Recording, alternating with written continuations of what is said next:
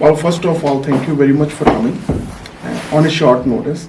And to have this kind of a roundtable, I think my hope is that we can improve communication between as a MLA and also as a member representing government, and also uh, through the media. I think we need to send the message. I'm not saying that the right message of this, but as long as you guys have the right information, and I can see there are some challenges for the media, and at the same time there might be some challenges for us. We need to. It's just a. I just want to start over this. That I just want to get some input from you guys that how we can improve it. First, before we start it, let's start with the introduction a little bit.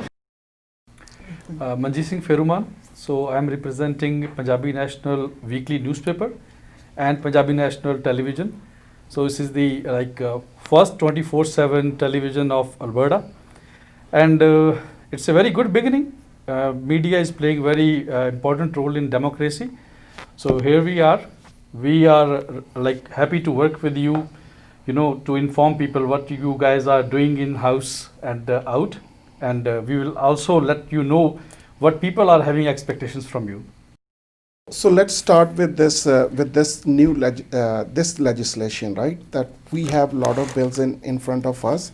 I think 7 bills came last week, and we're hoping 6 more to come. Nothing has been passed yet, but it's still in the legislation. But I want to share one thing with you, that these bills are going to be concerned with the ethnic communities too, especially when it comes to Calgary Northeast and also here in this.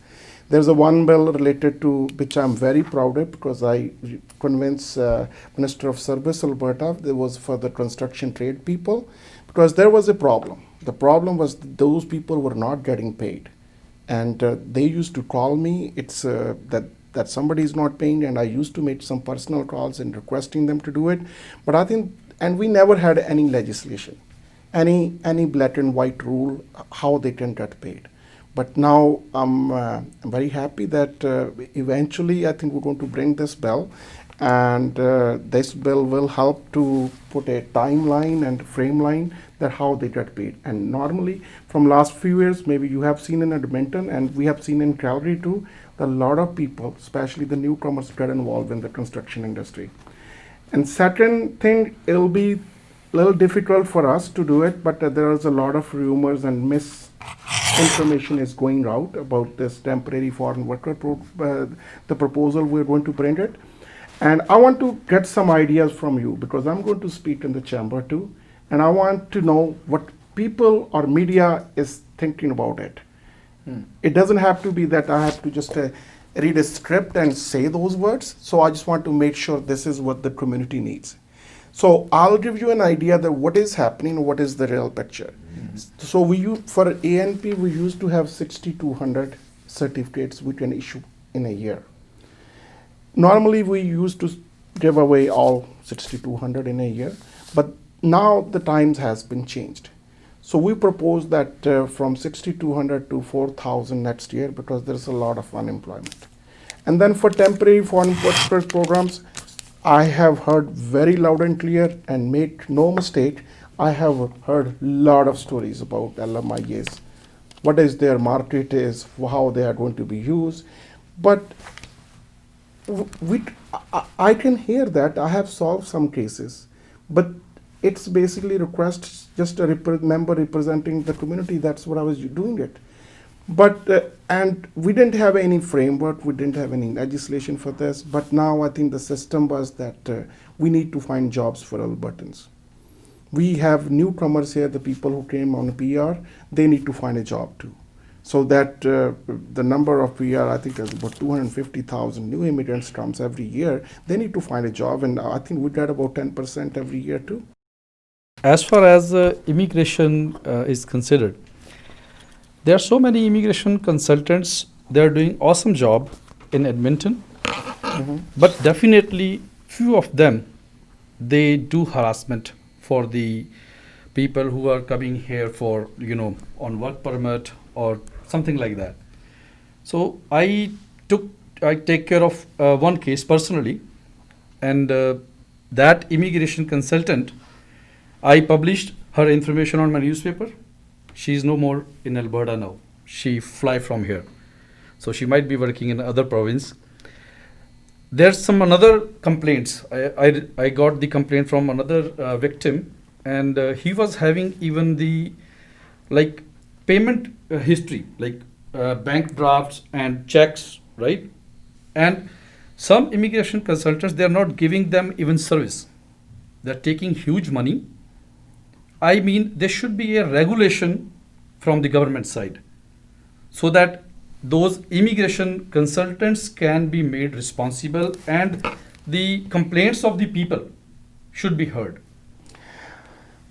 There is a challenge, though. Like, I'll be honest with you. The challenge is, I can tell you one case I dealt with the Bow Valley College with the international students.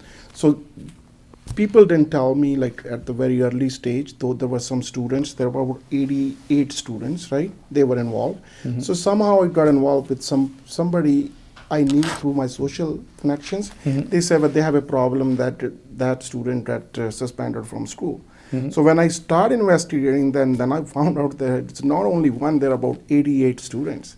What was there was a scam going on, that somebody was within the community telling them that, you know, we can help you with the tuition fee, you just pay us 50%. There was a fake credit cards and this.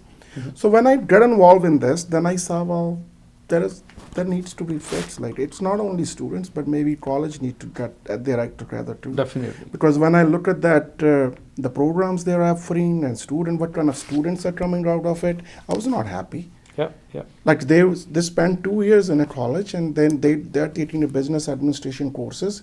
Basically, they're looking for a job to be a manager. I don't think they had the skills. And college agreed, I agreed, everyone agreed. And when I look at those immigration cases, I do get those calls, and to be honest, if I get something, I've solved like few cases, but that's just a personal connections. I can pick up a phone and tell them that do it. And I don't want to sound like a debunk that that I'm just doing it because I'm MLA. No, I don't want to, because it'll be a backlash. But there are, and I want to simply say it's a federal matter, and I want to help. So how can I help? I have found a way that I can help them, because when these immigration consultants tell them, they're just not only dealing with the federal government, they're dealing with the provincial government here too. Definitely. Because ANP is a part of the process. But the only thing is, nobody comes out. They tell you in general. They don't tell you in a specific case. And I'll be honest with you, if you hear anything, please let me know. I will do my research, right, and we'll find some help. Definitely. But those people, like when it's a MLA's office, MLA's office, that it has to be like confidential. I'm not going to disclose who they are. Definitely. But I can knock few doors. I can knock even a federal government, or I can knock ANP, or I can knock some other thing. But we need to make sure those people, because it's a very emotional stuff. Like, Definitely. people are already even suffering, but they don't want to even spell out that they are suffering, right? Definitely. So we need to send a trend. We need to send a trend that there is some help. They won't suffer. We will give them a scope, but we will find a help. And if employers are involved, still it's okay. If consultants are involved, even we don't regulate them. But still, I can get involved. Definitely. And like it's not a role of a MLA, but I think that for a community-wise, I am a part of the same community, and if there is a problem, it's our combined job. I think we need to fix it. At least we can help the community, right? Yeah, the victims. but we need to know, we need to find out the people who need help. Reason behind that, but I diagnose, right? Because people spend lots of money to buy those, LMIs, and if they're not getting the proper service, so they are in double kind of dilemma, right? Either they are spending, like, their money is going off, number one, and number two, they don't have any status. Well, here's the problem. When you say they're not getting sufficient service. I think when you talk to consultant, they tell you it's not their job to find an employer. Definitely. And sometimes the people who pay that, they ask them to find an employer. So basically, this is an artificial market. To me, I want to expose my office Yeah. and help those people if they need help with the application, if they need any help to apply for ANP. I think we should be helping them. They don't need a consultant. I don't want to. I don't want to finish their business, though. I don't want to hurt their business. But I want to say it. If it's a provincial matter and they need a help, we are here to help, and my office will help them if they need help. And they need to check their status. We can check it. If they need any help, how they can get qualified. But if they ask me to find their employees, it might be hard for me. Yeah.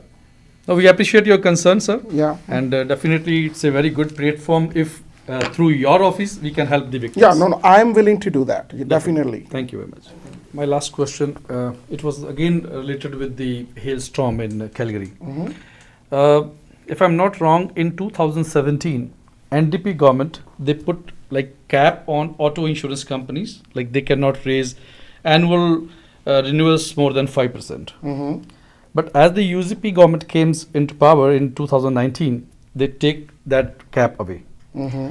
I mean to say, after that, the insurance companies, they start charging them more than around like 15 to 25%. But the thing is, in this scenario, when people are facing problem and insurance companies are still not helping, how government can make them responsible and what your government is doing right now? Because we are getting calls from like people every day. As we speak today, I think maybe Minister Taze is going to bring this bill today, like Bill 41 today, to help the insurance industry. So it's going to be tabled today. Maybe it's already there. After 1:30, I think it will be tabled. And we'll get to know more about it, like how it would help. And going back to your question, putting a cap, yes, there was a cap at 5%, and when we took over, then I think the rates went up by 6%, and you're right. And there was a problem because insurance companies were leaving, right? You need to have more companies to negotiate a better price. If you only have one or two companies, then your chances to get better price is pretty slim. And insurance companies, and they didn't see any case there. They were losing money and they didn't leave.